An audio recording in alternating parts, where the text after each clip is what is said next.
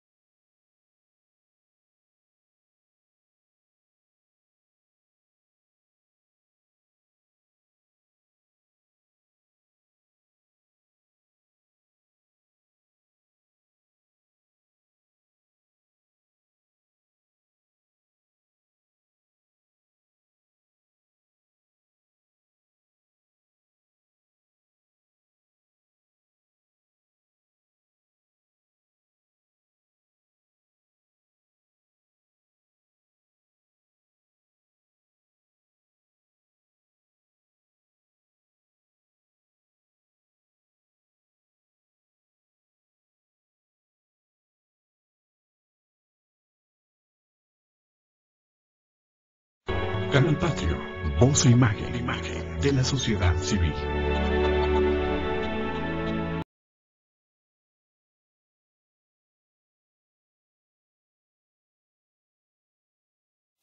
Buenas tardes, estimados cibernautas. Este es El Rincón de la Salud. Es un programa creado por ustedes y para ustedes. De hecho, ustedes perfectamente saben que este programa, cada tema que exponemos, bueno, ustedes lo han pedido, lo han solicitado.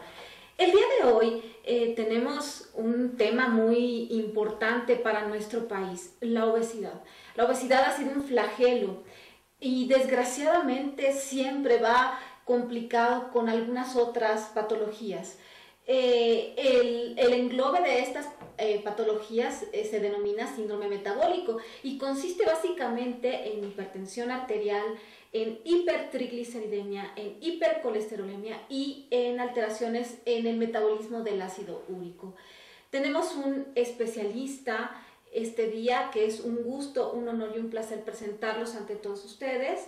Él es el candidato a maestría, licenciado en Nutrición y Ciencia de los Alimentos, Enrique Prieto Arroyo. Él es egresado de la Universidad Iberoamericana y es un experto en diabetes. Estamos con él y bueno, buenas tardes, licenciado Enrique. Muchas gracias, Paula. Hola, ¿qué tal? ¿Cómo están? Soy Enrique Prieto y me da mucho gusto estar con ustedes para hablar sobre este tema que está afectando la salud pública en todo el país. Así es. Fíjate, Enrique, que desgraciadamente nuestro país hizo una combinación de una alimentación, de ser una alimentación alta en proteínas, por ejemplo, ahora se convierte en una alimentación alta en hidratos de carbono y alta en proteínas. La sumatoria de esta provoca de alguna forma pues la obesidad tan importante que existe en México. Enrique, platícame, ¿cómo un paciente que llega a tu consulta Ajá. ¿Cómo sabes si tiene sobrepeso o si tiene obesidad? ¿Tú cómo lo sabes? Bueno, es muy fácil. Eso se determina dividiendo el peso entre la talla al cuadrado y esto nos va a dar el índice de masa corporal. Si el resultado del peso entre la talla al cuadrado es entre 25 y 30, el paciente está en sobrepeso. Así es. Si el índice de masa corporal es superior a 30, el paciente está en obesidad. Y si les comentas a los pacientes, ¿sabe que usted tiene obesidad o sabe que usted tiene sobrepeso? O sea, ¿sí se los dices tan francamente? Por supuesto, porque la obesidad da más factores de riesgo para muchas enfermedades crónicas. O sea, es un paso más adelante, es cuando ya se prende un foco rojo y el paciente tiene que poner todo de su parte para reducir el consumo de calorías, cambiar su estilo de vida. Aparte de que se tiene que hacer algunas pruebas bioquímicas, tenemos que ver sus tendencias, su genética, para ver todos los problemas que tiene este paciente. Regularmente un paciente con un índice de masa corporal mayor a 30, o sea, estamos hablando de una persona verdaderamente con un sobrepeso importante, con una obesidad, regularmente son pacientes que ya están complicados, que ya presentan diabetes y si no diabetes, a lo mejor el colesterol alto o a lo mejor los triglicéridos altos. Si un paciente que ya te llega con estas complicaciones, evidentemente tú ya especificas más qué tipo de examen de laboratorio le vas a realizar. Pero hablando de la generalidad, antes de llegar a un índice de masa corporal menor a 30, ¿qué exámenes de laboratorio normalmente tú realizas? ¿Los realizas en tu consultorio? ¿Los mandas a algún laboratorio? ¿Qué es lo que haces, Enrique? Lo ideal es que un paciente, aunque esté en sobrepeso, ya si es un paciente adulto, si tiene factores de riesgo como papás o abuelos que tienen alguna dislipidemia o problemas con la glucosa, o sea, que se suba, diabetes, o acantosis nigricans, que los pliegues estén un poquito más oscuros, los pliegues cutáneos, de hacerse una química sanguínea de 27 elementos. Eso nos va a servir para ver cómo está la glucosa, cómo están los lípidos en sangre. Así es. Cómo están las enzimas hepáticas, porque estos pacientes tienden a almacenar grasa en el hígado, se llama estatosis hepática. Así es. Y también nos va a servir para ver algunos electrolitos, como el sodio. Ajá. Igual otros factores de riesgo es que sube el ácido úrico, lo que provoca artritis gota, que es muy común, seguro muchos de ustedes han visto. Algún familiar que le duele mucho el dedo gordo del pie. O el talón, ¿no? O el talón, sí, así pasa, Y todo esto sale en esta química sanguínea de 27 elementos. Ahora, si el paciente ya tiene diabetes, aparte de la química sanguínea de 27 elementos, es conveniente que se haga un examen general de orina. Así es. Con determinación de albúmina para ver si están dejando pasar albúmina, que es una proteína muy chiquita, sus riñones, y es uno de los primeros indicios de que tiene que ir al nefrólogo a que se empiece a tratar un problema renal. A veces, si es mujer sobre todo, una biometría hemática para ver si no tiene anemia, un examen de hemoglobina glucosilada que nos va a permitir ver si el paciente ha elevado su glucosa o cómo ha estado controlando su glucosa durante los últimos 3 meses. Así es. De hecho, es importante comentarles, estimados cibernautas, que regularmente el diagnóstico de diabetes a veces sí le toca hacerlo a un nutriólogo. A veces el paciente se siente perfectamente bien, Enrique, yo creo que me darás la razón en ese sentido. El paciente se siente perfectamente bien y lo único que viene es a bajar de peso porque está gordito. Entonces, a veces yo creo que te ha tocado diagnosticar a una paciente con diabetes, ¿no? Bueno, si ya me trae los análisis y vemos que no están normales sus niveles de glucosa y si es una curva de tolerancia también y salen mal los niveles después de una curva de tolerancia. Yo creo que un paciente que te llega con más de 120 de glucosa es momento propicio para mandarle a hacer una curva de tolerancia a la glucosa. Estimados cibernautas, un diagnóstico de diabetes engloba varios exámenes de laboratorio, no solamente una química sanguínea alterada o no solamente un pinchazo en el dedo, no sé, es un diagnóstico de diabetes, no. Hay que hacer varios estudios, uno de ellos es una curva de tolerancia a la glucosa y otro de ellos es una glucosa postprandial y otro de ellos es hemoglobina glucosilada. Enrique, ¿podríamos explicar a nuestra audiencia, por ejemplo, en qué consiste una curva de tolerancia a la glucosa? Una curva de tolerancia a la glucosa se ve cómo responde el paciente después de comer, de ingerir 100 gramos de dextrosa. Así es. Y se checa la glucosa a distintos tiempos, normalmente es a las 2 horas. Así es. Si la glucosa está arriba de 200, es muy probable que el paciente tenga diabetes mellitus.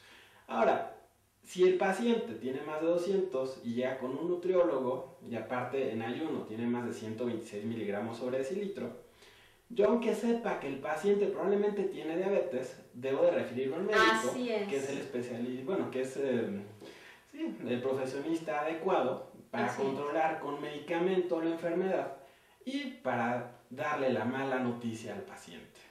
Mi papel como nutriólogo es educarlo, es cambiar su estilo de vida, es empoderarlo y hacer que tenga los conocimientos, habilidades y actitudes para llevar bien su enfermedad, sobre todo como nutriólogo educado en diabetes, pero el médico debe de tener el manejo completo de los medicamentos que se le van a dar a este paciente. Fíjate, Enrique, que en medicina, al hacer el diagnóstico de diabetes, es bien importante comentarte la siguiente situación. Hay pacientes que responden muy bien únicamente a dieta y a un cambio de hábito en su vida, que sería, por ejemplo, el ejercicio, ¿no? Entonces, responden muy bien y se les inicia con algún medicamento, un medicamento en donde nada más intentemos que disminuyan los niveles de glucosa, ¿no? Hay pacientes que aún con la dieta, aún con el medicamento y aún haciendo ejercicio responden muy mal. Entonces es el momento a lo mejor de enviarlo con un médico internista o con un médico endocrinólogo para ver si es candidato o no a recibir un tratamiento con insulina. Estimados cibernautas, la insulina es una hormona que se produce en las células betas del páncreas y que es la que permite la entrada de la glucosa, todos los alimentos se transforman en glucosa, adentro de la célula. Lo que sucede en la diabetes es que puede que esa insulina no exista o no sea competente. Evidentemente todos tenemos riesgo de padecer diabetes por el simple hecho de ser mexicanos. Todos en nuestro genoma tenemos el gen de la diabetes. El que se exprese, no se exprese o se sobreexprese, sí depende de nuestros hábitos de vida, sí depende de nuestra alimentación. Entonces, a mí me gustaría mucho, Enrique, tú que eres experta en todo esto y hablando justamente que, la principal complicación de la obesidad es la diabetes, a mí me gustaría, te llega un paciente obeso no diabético, ¿qué es lo primero que haces con él? Aparte de una historia clínica, no sé, de sus exámenes de laboratorio, ¿qué es lo que haces con él? Platícame. Hay que ver todo lo que está en su entorno que está generando que coma más. Hay que partir del punto de que la obesidad es producto de que el paciente está comiendo más de lo que está gastando. Él ingiere más energía de la que gasta y esa diferencia se empieza a almacenar en forma de grasa, que es nuestra energía de reserva. Y esa grasa se empieza a depositar en el tejido adiposo. Sobre todo en el abdomen, ¿no? el callo de la andadera. O sea, si yo no hago ejercicio y como mucho, seguramente voy a subir de peso. Ahora, ¿qué pasa, por ejemplo, en los pacientes que son delgados, ¿no? Y que comen con soberana alegría? No es, estimados cibernautas, que tengan una pierna hueca y que por ahí estén muy contentos. No es así. Lo que pasa es que también tiene que ver el metabolismo. Platícanos eso, licenciado. Platícanos, ¿qué sucede con los pacientes que comen mucho y son muy delgados, y que toda la vida son delgados? ¿Qué pasa ahí? ¿Por qué no suben de peso? Porque hay gente que tomando agua hasta engorda, ¿no? O comiendo pasta con limón y sube de peso. ¿Qué pasa? ¿Por qué? Pero hay que tomar en cuenta que la obesidad Ajá. es una enfermedad multifactorial. Dentro de las causas de la obesidad se encuentra la genética, el estilo de vida, sedentarismo, alimentación, entre muchas otras cosas. Una persona que no tiene carga genética para obesidad, Así es. que cuando nació no se desnutrió, porque los niños que nacen con bajo peso pueden expresar un gen que se llama gen ahorrador que los predispone a la obesidad cuando son adultos, que en su casa tuvieron un buen estilo de vida y unos buenos hábitos, tiene la capacidad de decir cuándo está satisfecha. Por eso nosotros vemos que estas personas comen y comen y comen, pero llega un momento que se paran y así dejen la mitad de la pizza, la mitad de la hamburguesa o la mitad de lo que están comiendo. No hay poder humano que los haga comer más. Así es. En cambio, una persona que tiene obesidad tiene resistencia a la leptina, que es una hormona que se genera en el tejido adiposo, que nos da una sensación de saciedad. O sea, nosotros comemos y ya cuando estamos formando grasa, se están almacenando los triglicéridos en nuestro tejido adiposo. Este produce leptina y nos dice, hasta ahí, es suficiente. Lo que pasa es que las mismas sustancias tóxicas que genera el tejido adiposo, que más adelante les vamos a explicar, que nos predisponen a tener resistencia a la insulina y diabetes, hacen que también esa persona tenga resistencia a la saciedad. Entonces empieza a comer y comer y comer y no se llena, aunque ya haya cubierto lo que necesita su cuerpo para estar bien. Por otro lado, las personas delgadas, que muchas veces tienen genes que vienen de lugares fríos, tienen un metabolismo más adecuado para gastar la energía. De hecho, se hizo un estudio. Con poco ejercicio gastan más energía. Gastan un poco más de energía. Estas personas empiezan a comer mucho y lo que pasa es que les da calor. Empiezan a aumentar su gasto energético. El cuerpo echa a andar ciertos mecanismos. Y aumenta el calor corporal, como si hiciéramos ejercicio. Que evitan que estas personas almacenen grasa. Igual, si suben un poco de peso, su cuerpo echa a andar ciertos mecanismos que van a hacer que esa persona no tenga tanto apetito. Perfecto, Enrique. Mira, nos están avisando de un corte. Ahorita regresamos. Esto es el Rincón de la Salud. Estamos con el licenciado en nutrición Enrique Prieto Arroyo. No se vaya.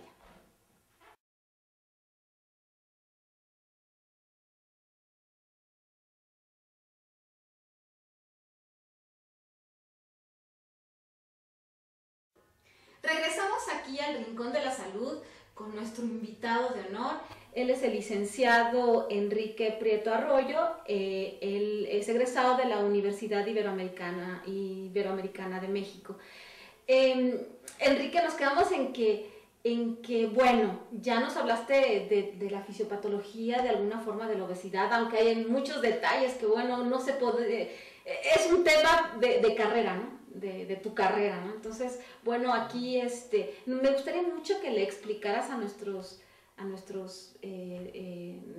televidentes, a quienes nos hacen favor de estarnos viendo en este momento, ¿qué dieta le sugieres a un paciente con obesidad no complicado? O sea, que no tenga diabetes, que no tenga hipertensión, que no tenga insuficiencia renal, que no tenga problemas de ácido úrico. ¿Cuál es la dieta que tú recomiendas? Bueno, en primer lugar, lo que tenemos que hacer es que los alimentos tengan menos concentrada la energía, para que así el paciente pueda comer más y de todas formas tener menos energía y así ir perdiendo peso. Eso se logra agregando frutas, agregando verduras, los cereales que sean integrales, que la fibra genera sensación de saciedad, mejora la digestión, entre otras cosas, que tenga todos los grupos de alimentos, que haya pocas grasas saturadas, en general las grasas hay que reducirlas, pocos azúcares simples, o sea, pocos azúcares refinados, y algo muy importante es que no deben de consumir refrescos. Platícame algo, los sustitutos de azúcar, porque son tan satanizados los pobres sustitutos de azúcar que, bueno, ¿tú qué opinas acerca de los sustitutos de azúcar? ¿Los recomiendas? ¿No los recomiendas? ¿Qué me tienes que decir acerca de eso? Bueno, como todo, un sustituto de azúcar que se utiliza con moderación nos va a dar beneficios para la dieta. ¿Por qué? Porque el paciente va a poder comer algo que tiene sabor dulce, que muchas veces los pacientes aman ese sabor, sin ingerir azúcares. ¿Qué recomendaciones nos das, licenciado? ¿Qué recomendaciones le das a nuestro auditorio? Así, algo muy sencillo. Por ejemplo, no sé, consume 5 verduras, como el plato del buen comer, digámoslo así. No sé, 5 verduras, 5 frutas, consumir 2 o 3 veces por semana, por ejemplo, carne roja. ¿Qué recomendaciones podrías hacer? Algo fácil, sencillo para nuestro auditorio. ¿Qué nos recomiendas? Platícanos eso. Bueno, primero se deben de comer 5 veces al día.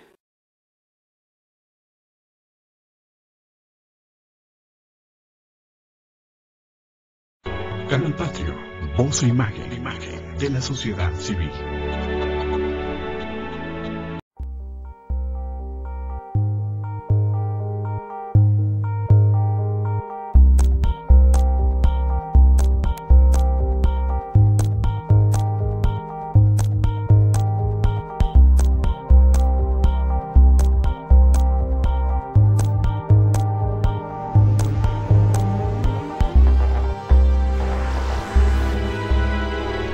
Canal Patrio, voz e imagen de la sociedad civil.